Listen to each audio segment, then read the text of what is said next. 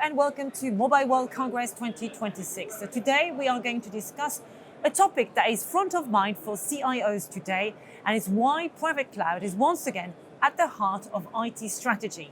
To find out more, I am delighted to be joined by Mike Barrett, Vice President and General Manager at Red Hat Hybrid Platforms, and Enrique Rodriguez, who's Vice President for Cloud in Iberia at Kyndryl. Many thanks to both of you for joining us. Thank you. Great to be here. So tell us, and we'll start with you, Mike, why is private cloud once again becoming heart, core and center really of IT strategy? It is coming back, so like technology comes around. Two main reasons. One is more exciting than the other. So let's start with the more exciting one. It's AI, right? So when we're investigating AI, when we're incorporating it into our processes and our data, some of those processes and data need to be on-prem. They're private, they're intimate to how you make money as a business. And so they want to hold that back out of the public clouds, out of multiple clouds, and they want it closer to themselves. So that's private cloud initiatives there. The other one is sovereignty. And we have economies, we have businesses, we have governments. They're all reacting in a geopolitical way, which is really driving people to take their own digital identity back. And we see a lot of people building data centers. We see a lot of people doing co-locos. We're in a telco conference. They're using a lot of the servers from their local telco provider to build out those infrastructures.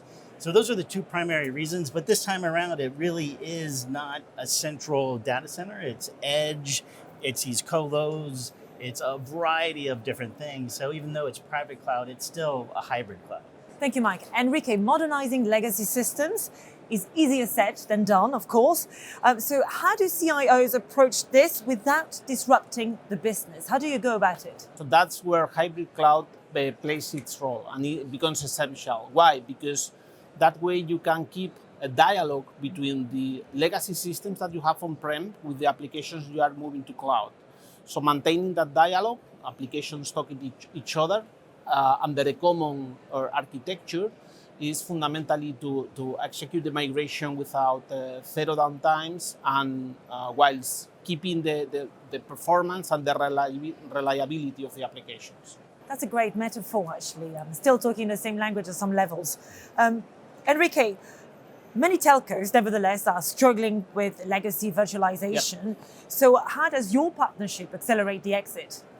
So for us, it's the perfect combination between the deep knowledge, deep expertise of Kyndryl in technology, in consulting, in infrastructure services with the Red Hat's leadership on open source platforms.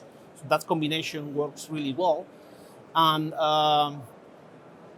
the other thing is we don't just migrate everything. No? So we start with automatic process, automatic tools to determine which is the best destination for each application. And based on that, we decide either to retire the application, keep the application as this is today, or move into the OpenShift environment. It's been an interesting journey in the last 5 or 6 years with the legacy virtualization, because I would say like from 2020 to 2023, customers that were interested in getting off their existing legacy virtualization wanted to do it in combination with containerization. They admitted to themselves they would have more containers in the future than VMs, and they were very focused on that. 2023 hits, and the world kind of decides that the price points they're getting from their legacy virtualization just doesn't work with the economics of how they do business anymore.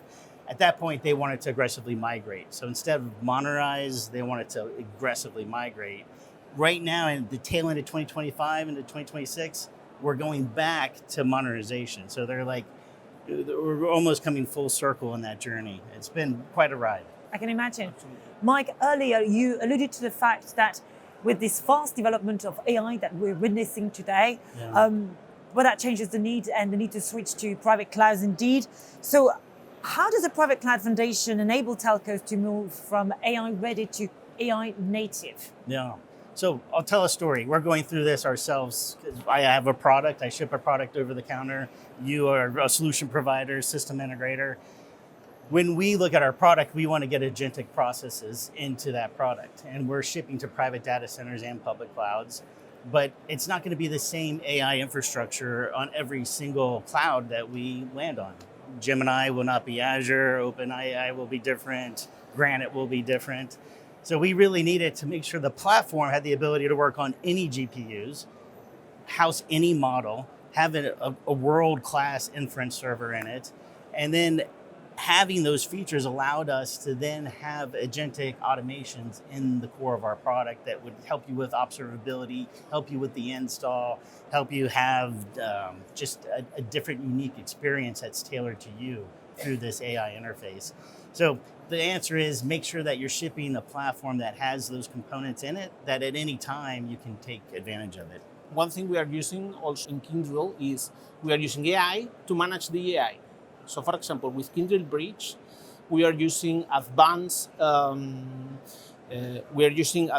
automation, advanced data through the AI to optimize the platform and has always the private infrastructure ready for heavy AI workloads.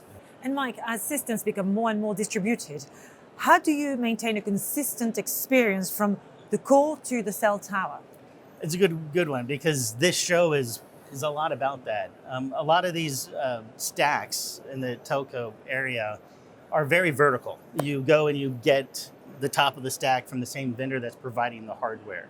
A lot of our customers in this industry want to have a horizontal investment. They want to have multiple vendors living on the same infrastructure. And that's what Red Hat does. And at this show, we announced a solution with Bell Canada, with Telefonica, with Vodafone Oman. They were all doing this concept of moving to a horizontal cloud. And we are also helping the telcos to leverage that edge infrastructure by deploying third-party applications in the same Red Hat infrastructure to help them to monetize the investment. So to finish with, how about you telling us how you work together to accelerate the adoption of private cloud? I think the combination of technology plus knowledge on how to execute the transformation is the perfect combination for this. Enrique is being modest. So Kyndryl is, of all of our system integrators, it probably has the greatest depth in all the vertical markets. So if you're talking pharmaceuticals, if you're talking telco, if you're talking manufacturing, we turn to somebody who understands those applications, and we're not experts in those applications. We're experts in the technology stack. Yep. And you do a home run job on making sure that you're not taking down a pharmaceutical. Absolutely, and the other thing is, this is also about operating model transformation. So we need also to help the clients to move to the new infrastructure, to the new stack, and help them to understand how to operate that infrastructure the best way. Perfect, yeah. And finally, do you have a message for CIOs, something they should take away from this conversation? I would say, this show of all the shows reminds me of solutions being, or outcomes being the focus. I get tied into like, how do I get a Linux kernel to work on a GPU with a DPU network card? That, once conquered, could give media to 80 million new people that didn't have access to it before. And CIOs need to keep that in mind as they're building solutions, that it is a better world when we have technology involved. And for me, I say, let's select properly your partners to execute the modernization. And the combination Kyndryl plus Red Hat can help you to modernize the applications, comply with the regulatory requirements, and IT-proof your applications, all at the same time. Many thanks to both of you for your insights. We wish you a very fruitful collaboration going forward. Thank you.